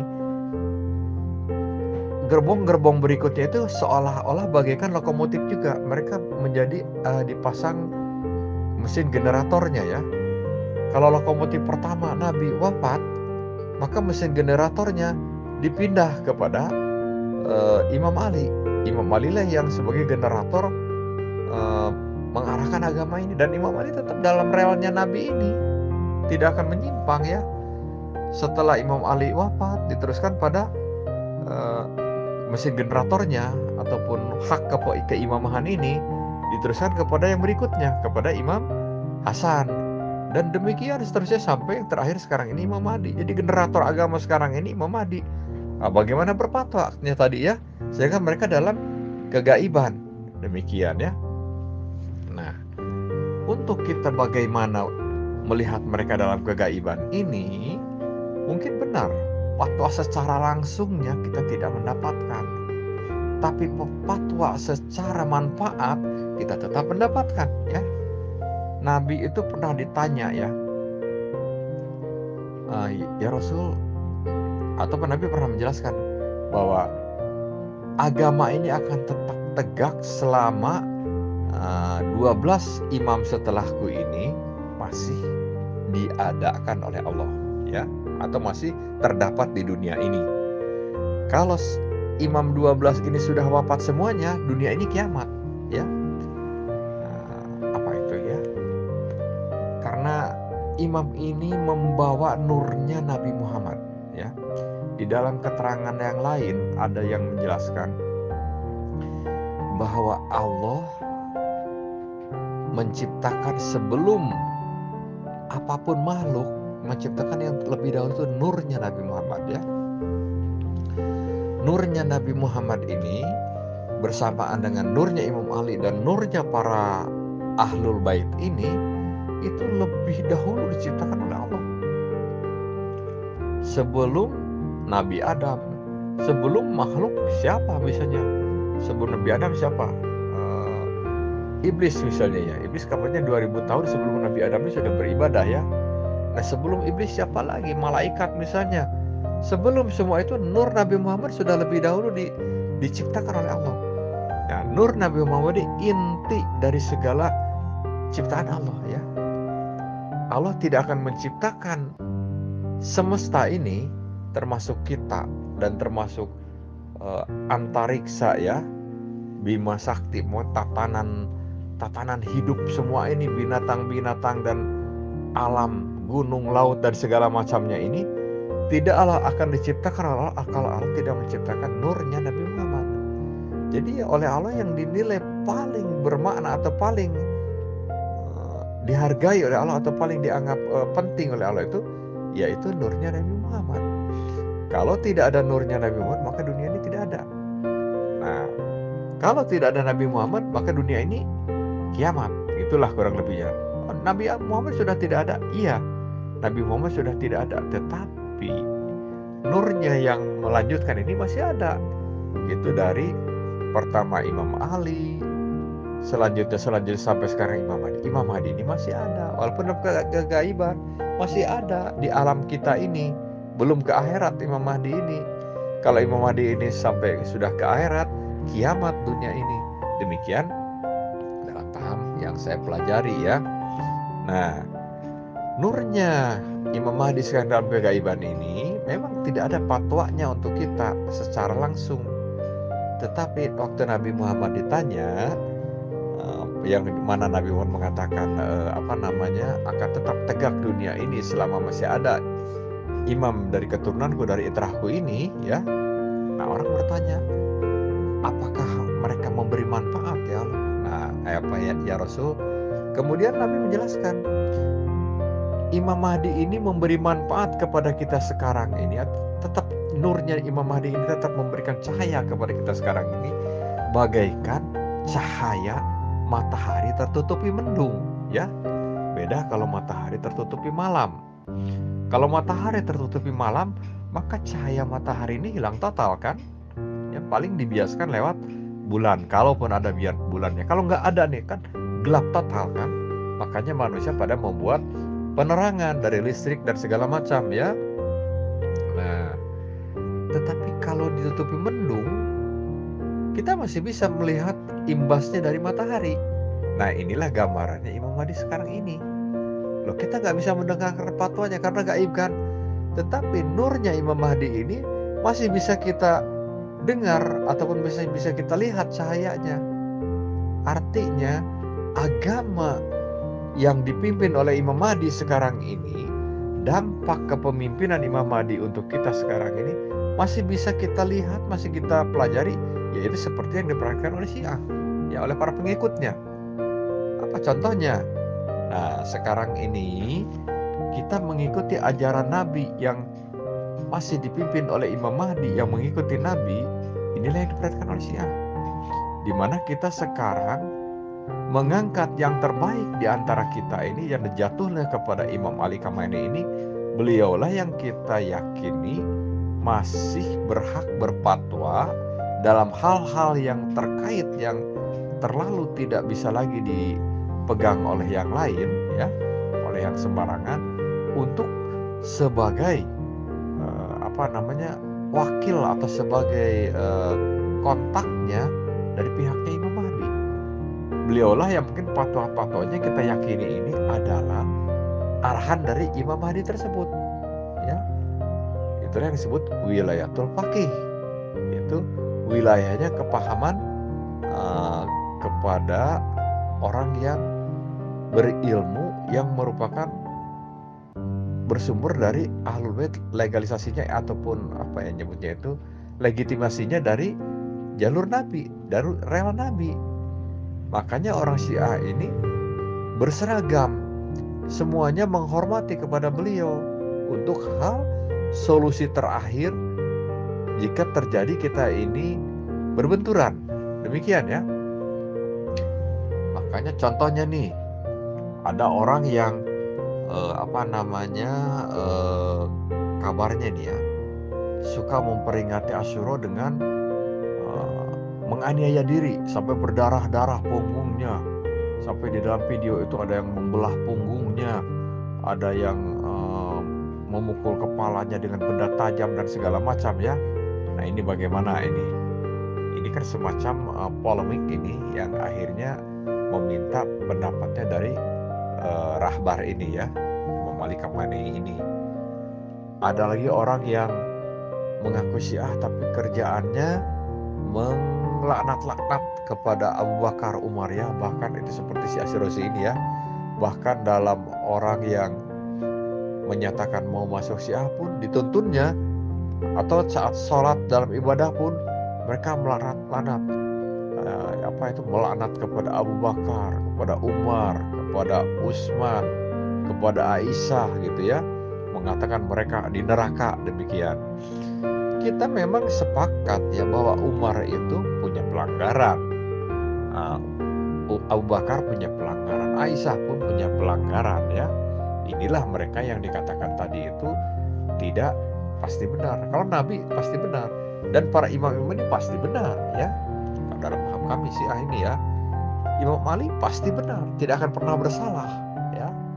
Dan imam-imam berikutnya pun pasti benar. Mereka itu yang dikatakan suci tadi. Kalau Ibu Dokter berpendapat semua suci, ya justru kita ini sucinya itu harus mencontoh pada mereka. Lakon kana fi rasulillahi uswatun hasanah. Nah, kita harus dalam koridor berusaha demikian. Dalam diri Nabi itu contoh bagi kita.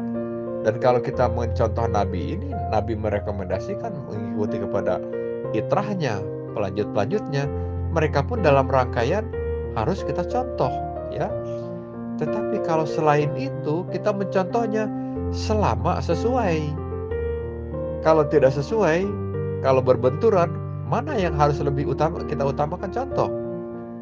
Kalau sekarang mazhab-mazhab ini punya pendapat lain, kita kembali ke kemana ini? Kalau berbenturan, ya kalau berbeda dengan yang diterangkan oleh Nabi.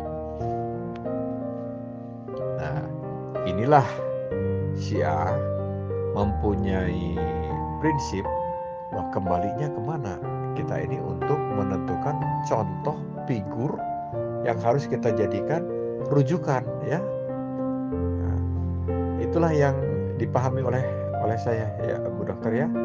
Jadi Imam Mahdi sekarang ini dikatakan tadi itu bagaimana berfatwa, tapi kita ini punya patokan ya, bahwa orang yang meneruskan ataupun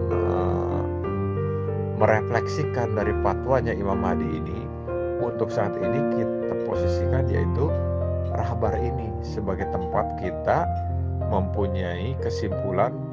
Beliaulah yang merupakan mendapat bisikan atau bimbingan fatwanya dari Imam Mahdi tersebut ya.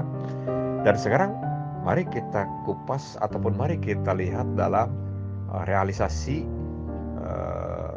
tindakan-tindakannya ya, dalam kebijakan-kebijakannya. Nah, fatwa rahbar ini apakah sejauh ini berbeda dengan apa yang diajarkan oleh Islam yang dari Nabi? Beliau ya mempraktekkan nih, melihat di dunia ini hal-hal yang terjadi ketimpangan seperti, dan ketimpangan ini bukan hal yang kecil ya, hal yang cukup besar. Seperti yang terjadi misalnya ada orang Islam yang tertindas ataupun yang teraniaya, contoh Palestina. Apa yang diupayakan? Kita sebagai umat Islam yang lainnya melihat hal ini terjadi. Nah, beliau mengarahkan kan apa itu? Kita membuat berusaha meningkatkan secara kekuatan, baik itu secara ekonomi, baik itu secara pertahanan, persenjataan, baik itu secara peneguran diplomasi yang sifatnya ini sifatnya ini ya menegur lah ya, ataupun mengingatkan begitu.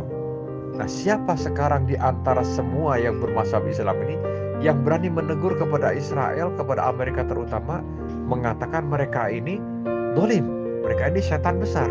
Gak ada yang berani kan? Kecuali hanya Iran yang berani. Iran yang berani meneriakan mampus Amerika, mampus Israel. Sejalan dengan Al-Quran mengatakan dalam At-Tahrim itu kalau nggak salah, sifatnya kita orang Islam ini lembut kepada orang-orang iman, dan kita tegas kepada orang-orang yang kafir ya. Waglud alaihim, kerasilah mereka, tegasilah mereka ya. Tetapi kepada orang-orang beriman kita ini lembut. Nah, siapa yang bisa begitu? Kecuali pihak Iran kan. Pihak-pihak yang lain, Arab Saudi, beranikah mengatakan Israel dan Amerika ini dolim mereka dan harus ditegur? Daripada berani menegur Amerika dan Israel, malah boleh dikatakan Arab Saudi ini malah sepertinya tunduk kok, berlindung kepada pihaknya Amerika sebagai simboliknya dari Dajjal ini kok, ya.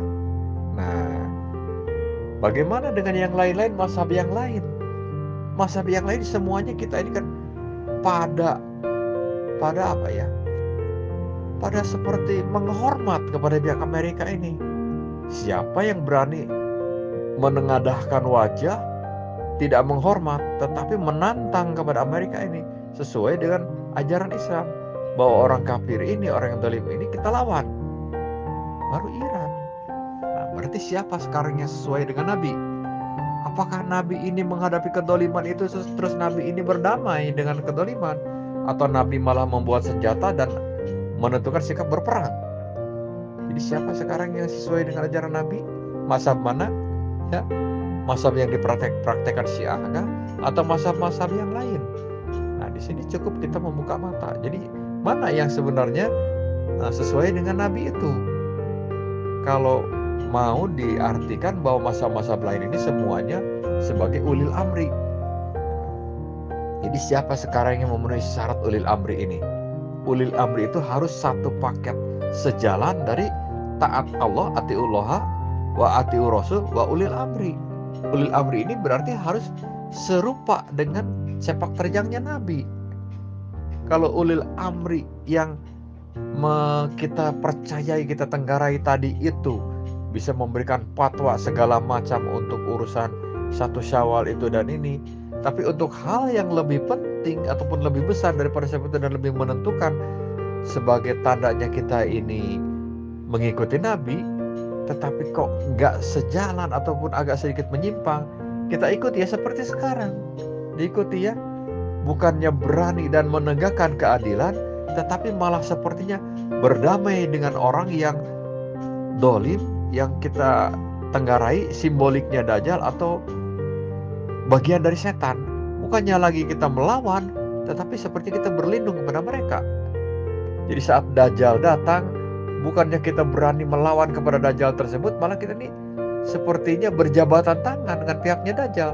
Itulah yang dipraktekkan seperti oleh mazhab-mazhab lain ataupun negara-negara yang berideologi mazhab tersebut, seperti Arab Saudi dan seperti umumnya mazhab yang lain kita ini. Mereka membuat kantor-kantor di Inggris yang seolah-olah bukannya berani tegak menghadapi kedoliman pihak Dajjal atau pihaknya iblis ini, malah berjabat tangan, malah menunduk di depan mereka. Yang berani tengadah, yang berani bertolak pinggang di hadapan orang-orang kekufuran ini dan mengatakan kita siap sampai bertempur sampai mati pun, mencontoh perjuangan nabi-nabi, perjuangan orang-orang yang mengikuti jalur Allah ini, seperti yang dipraktekkan Nabi Musa, dipraktekkan Nabi Muhammad, dipraktekkan semua para nabi-nabi itu. Kedoliman ini dilawan. Bagaimana caranya dilawan ya?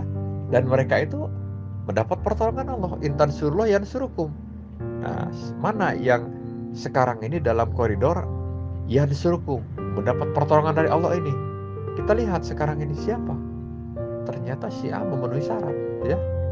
Syiah sekarang ini yang berani bersikap melihat kepada Amerika ini, mampus Amerika, mampus Israel, ya, dan berani melawan. Siapa yang berani menembak ataupun melakukan balasan jika Amerika berbuat yang dianggap melampaui ataupun terlalu jauh? Amerika punya pangkalan militer yang sangat dibanggakan di Timur Tengah, di Irak ya, yaitu Ain al-Asad dan Irbil. Amerikanya saat Donald Trump kemarin berani gegabah merudal sehingga gugurnya Jenderal Qasim Sulaimani, jenderalnya Iran ini.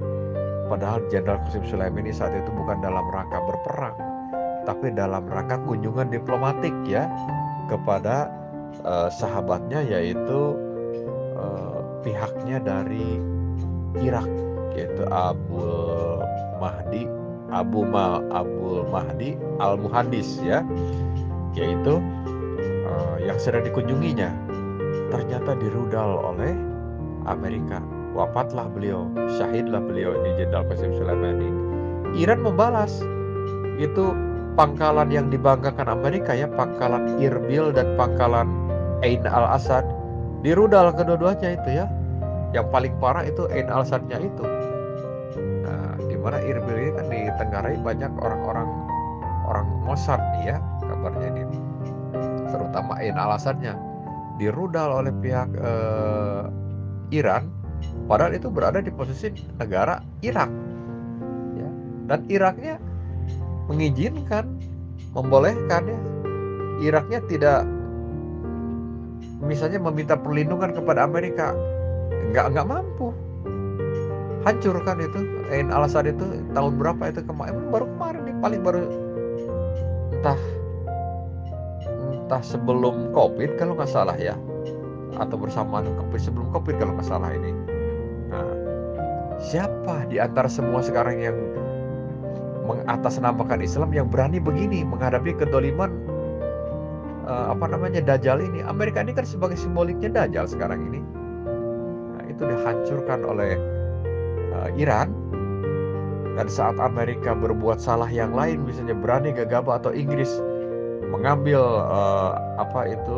merampas kapal tanker punyanya Iran berani kembali merampas kapalnya Inggris.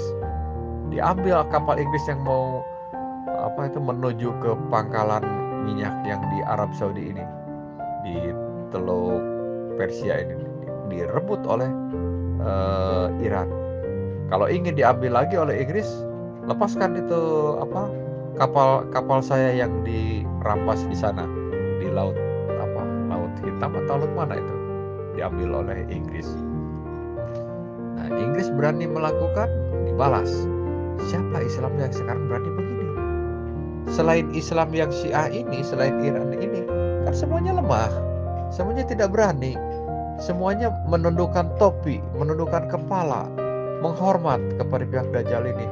Padahal dalilnya waghlud alaihim, kasari, tegasi mereka. Jadi siapa sekarang yang lebih mengarah, berada dalam jalur benar mengikuti Imam Mahdi ini?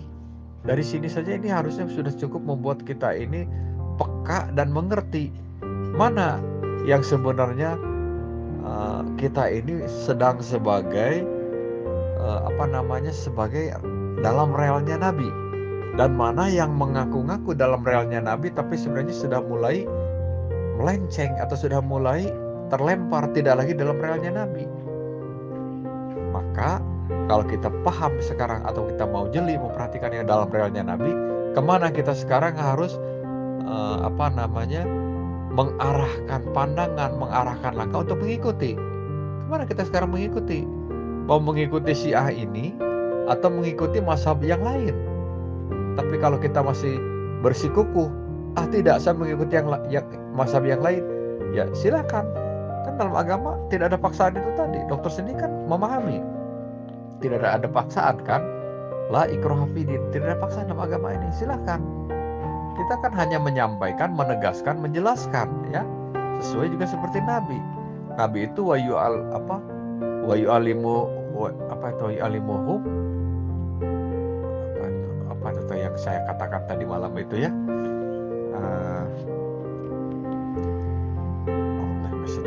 Waladhi ba'asa fil ummiyina rasulam minhum yatlu alaihim ayatihi wa yuzakkihim wa yu'allimuhumul kitab wal hikmah. Nah ini wa yu'allimuhumul kitab wal hikmah, kita juga berusaha mengikuti demikian. Kita hanya menerangkan ya, wa yu'allimuhumul kitab wal hikmah. Jadi kita menerangkan dan berusaha memberi hikmah, memberi penjelasan pemahamannya ya. Jadi Nabi itu wa yu'allimuhumul kitab wal hikmah. Siapa begitu ya. Dalam surat Ali Imran nih, kalau Pak Erik sering menyebut surat Ali Imran ayat 103-nya ya. Nah saya 104-nya. 103-nya kan itu yang wa'tasimu bihablillah jami'ah itu ya. Nah 104-nya ini nih, wal takum minkum ummatu yad'una ilal khair. Jadi kita hanya dalam rangka wal takum minkum ummatu yad'una ilal khair. Jadilah kalian ini umat yang selalu mengajak kepada yang baik. Wal takum, jadilah kalian. umat ya, wal takum minkum ummatun yad'una ilal khair, yad'u mengajak pada baik, wa ya'muruna bil ma'ruf memerintah kepada yang baik, wa yanhauna 'anil munkar dan mencegah kepada kemungkaran. Jadi kita ini dalam rangka meneruskan demikian. Kalau memaksa tidak mampu, tapi kalau menjelaskan yad'u ya, mengajak, ya kita upayakan seperti sekarang ini. Kalau mau memaksa, kita tidak bukan pada kapasitasnya, kita tidak di posisi punya kapasitas dan potensi sejauh itu, ya. La ikraha fid din. Tapi kalau kita menjelaskan, berusaha yang kita bisa, ini yang kita lakukan. Demikian Bu Dokter ya. Aduh panjang lagi ini ya. Nah itulah saya tuh nggak terasa panjang lagi. Begitu.